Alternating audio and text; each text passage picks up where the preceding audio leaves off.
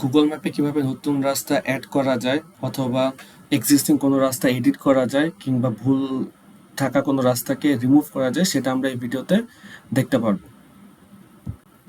এই জন্য প্রথমে আমরা যে কোনো ব্রাউজার থেকে গুগল ম্যাপের ওয়েবসাইটে যাব। সেখানে যে আমরা যেই জায়গাতে রাস্তা এডিট করতে যাই সেখানে আমরা জুম করব।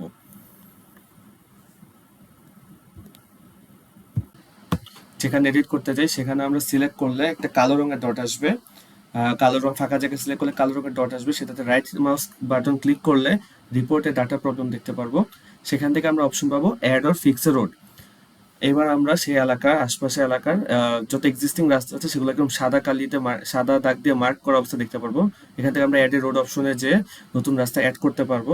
যদি আমরা এক্সিস্টিং কোনো রাস্তার এন্ড পয়েন্ট থেকে কন্টিনিউ করি তাহলে এই রাস্তাটা আগের রাস্তার সাথে যোগ হয়ে যাবে। এখানে আমরা আঁকা যদি কোনো ভুল করি তাহলে হচ্ছে আমরা সেটাকে ড্র্যাগ করে রাস্তাটাকে কারেক্ট করতে পারবো। এখানে অপশন আছে থেকে লোকাল রোড না হাইওয়ে কিরকম রাস্তা আমরা আঁকলাম সেটা সেখানে চয়েস করে দিতে পারবো। সিমিলারলি যদি আমরা কোনো রাস্তা ভুল আঁকা হয়ে থাকে সেটাকে আমরা ড্র্যাগ করে সেটাকে আমরা অ্যাকুরেট করে দিতে পারি। যেমন এই রাস্তাটা ভুল ছিল, এটাকে আমরা অ্যাকুরেট করে দিলাম পয়েন্টগুলোকে ড্র্যাগ করে, ওখানে কিছু গ্রিপ পয়েন্ট আছে।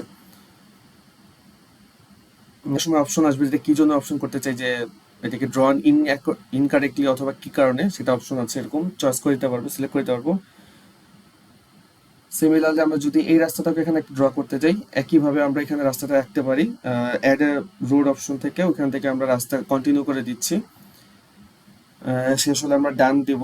এছাড়া আমরা যদি কোনো একটা রাস্তা রিমুভ করতে যাই, যে ধরেন রাস্তাটা ভুল আছে, যেখানে অ্যাকচুয়ালি রাস্তা নাই কিন্তু সেখানে একটা রাস্তা অ্যাড করা আছে, ওটার জন্য আমরা রাস্তাকে সিলেক্ট করব। সিলেক্ট করে আমরা সিলেক্ট করলে আমরা এখানে অপশন পাবো যে কি এটাকে রাস্তাটা ব্লক নাকি ওয়ান ওয়ে নাকি নন এক্সিস্টেন্ট, সেটা আমরা সিলেক্ট করে দিতে পারি। সিলেক্ট করে দিয়ে ডান দিলেই সেটাকে গুগলের কাছে, গুগল ম্যাপের কাছে এটা রিপোর্ট চলে যাবে। তো সেটা তারা রিভিউ করে তারা অ্যাপ্রুভ করবে আর সেটা ফিডব্যাক জানাবে হচ্ছে ইমেইলে।